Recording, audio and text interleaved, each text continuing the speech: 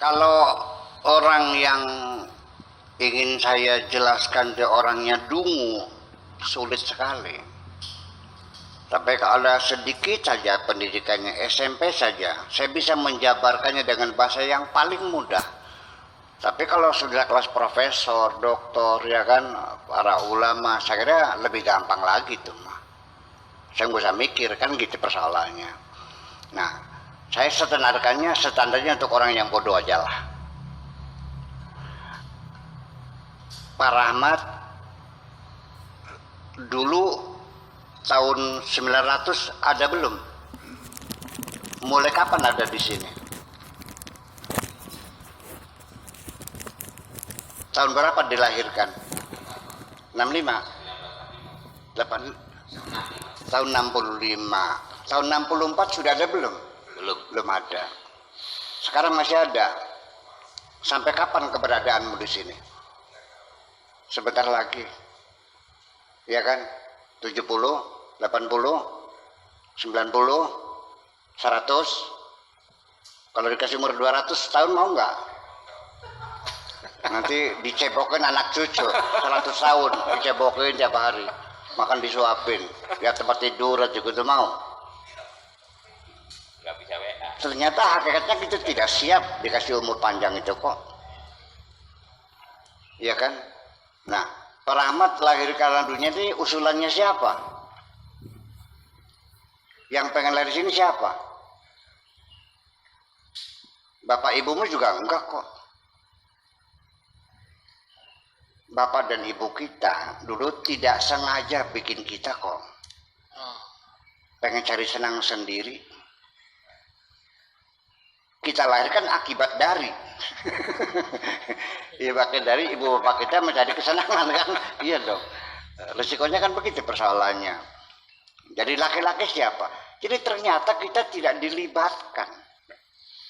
Lahirnya kapan, di mana, dari perut siapa, laki-laki atau perempuan, pinter atau bodoh, cerdas atau goblok, kan nggak ada.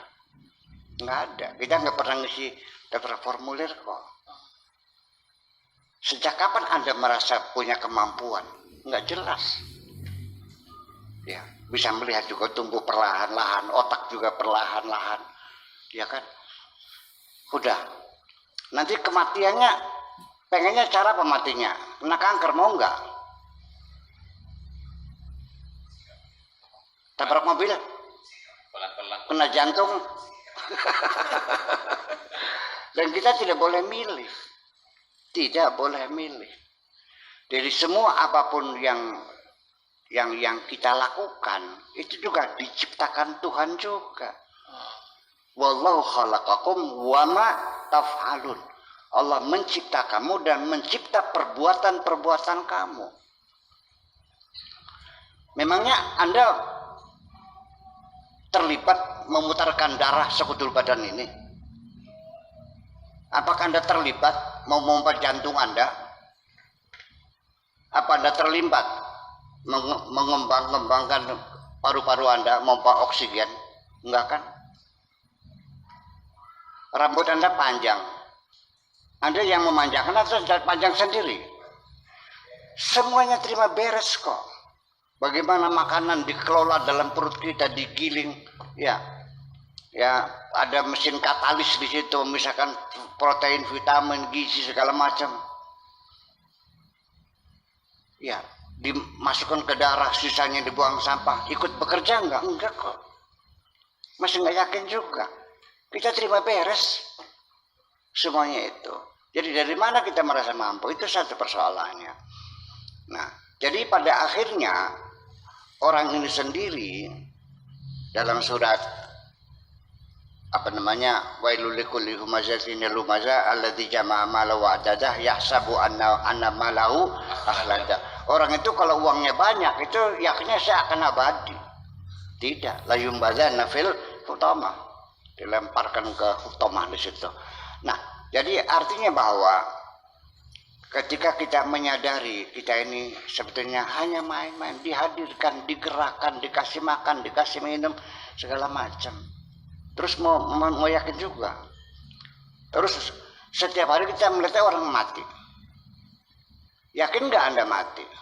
Yakin. yakin kan. Tapi kenapa lupa? Orang banyak lupa mati kok. Padahal pasti kan, saya paling bisa melihat.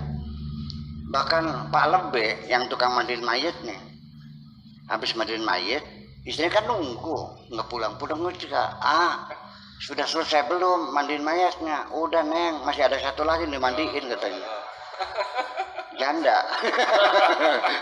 Ya, baru memandikan mayat saja dia sudah pacaran lagi kan? Iya. Nah itu kan, jadi tidak menyadarkan seperti itulah kita. Jadi itu satulah seperti itu. Nah, bahwa di mana letaknya kesungguhan hidup dan main-main hidup ini? Hidup ini main-main, tetapi dalam permainan kita diikat dengan etika, dengan norma-norma dalam bermain.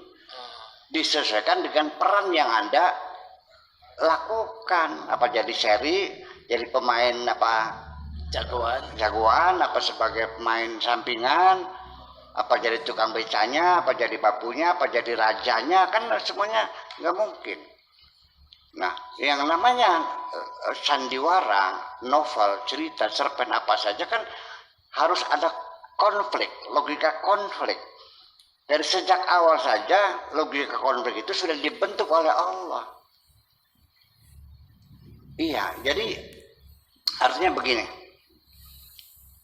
Ketika ada orang menyalahkan saya, menghinakan saya, atau menurunkan martabat saya karena saya melakukan kesalahan, ya tolong doakan saya supaya saya jadi malaikat saja dah, dijamin tidak salah. Selagi saya masih manusia tetap pasti salah. Jadi kalau Anda tidak suka saya salah, ya tolong doakan saya bisa jadi malaikat, kan gitu. Bisa nggak kira-kira? Nah, jadi sejak awal itu Allah sudah membuat logika konflik itu dibuat.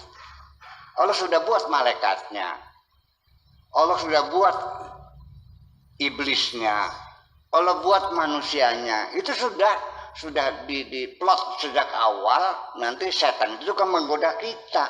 Nah kalau nggak ada setan kan nggak serem di dunianya. Nah peran itu berbeda-beda.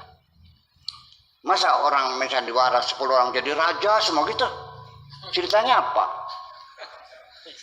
Kan ada musuhnya. Kalau ada musuhnya ceritanya apa? Menarik dah satu cerita nggak ada musuhnya. Ya nggak bisa. Makanya musuhnya dibikin. Inna syaitana lakum aduwwum mubin. Dia perannya sebagai musuh. Silakan musuh setan tapi jangan masuk hati. Main-main aja gitu. Namanya juga bersandiwara kok. Saya main sandiwara. Saya sebagai kasih. Pacar saya seorang perempuan. Mainnya jangan kaku. Pemain watak yang betul-betul seolah seperti beneran. Kita bermain tuh jangan kelihatan main-mainnya. Lakon itu ditampilkan seolah-olah betul-betul di situ. Ya, di dalam main betul-betul di situ kita lagi main-main. Dalam permainnya harus sungguh-sungguh. Tahu batasnya mana? Ya itu dengan etika itu. Jadi itu samping plot ya, logika konflik dibangun oleh Tuhan itu. Dan juga peran itu makanya dibuat udah beda. Dibikin yang cantik, dibikin yang tidak cantik, ada yang pendek, ada yang jangkung, ada yang hitam, ada yang putih, ada yang mancung, ada yang pesek. Bahasanya bermacam-macam bahasa.